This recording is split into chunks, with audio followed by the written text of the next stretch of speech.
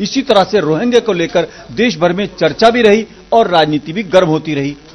अगर बात करें संसद में तो सरकार ने बताया लगभग 16,000 रोहिंग्या यहां पर मौजूद हैं, लेकिन गैर सरकारी या जो संगठन है उनके आंकड़ों की बात करें तो लगभग 40,000 रोहिंग्या यहां पर मौजूद हैं। यानी देश के ऊपर एक ऐसा बोझ जो शायद गैर जरूरी भी था और बाहरी भी था। इसको लेकर सरकार चिंतित थी और सरकार ने इनको वापस भेजने के लिए बाकायदा एक रणनीति बनाई, जिसके तहत आज इस पे काम होना शुरू हो गया है। हालांकि इसको लेकर भी कहीं ना कहीं राजनीति भी हुई और याचिकाएं भी डाली गई। एक याचिका सुप्रीम कोर्ट में गई और सुप्रीम कोर्ट ने उसको खारिज कर दिया। सुप्रीम कोर्ट ने रोहिंग्या घुसपैठियों को उनके देश म्यांमार वापस भेजने के मामले में दखल देने से साफ इनकार कर दिया।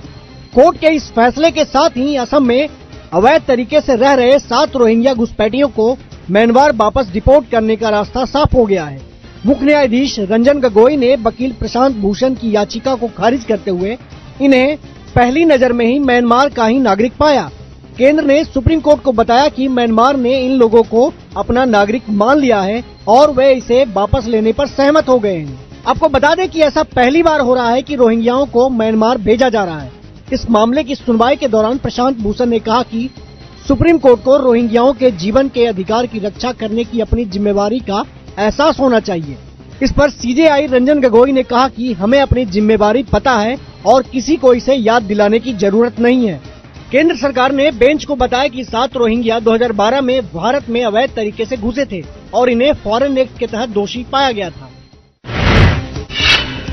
चीफ जस्टिस बनने के बाद गोगोई साहब का ये एक बड़ा फैसला है और अगर देखा जाए उन्होंने साफ कहा है कि जब वहां की सरकार इनको अपना नागरिक मान रही है तो हमारे देश में इनको लेकर राजनीति या सवाल क्यों।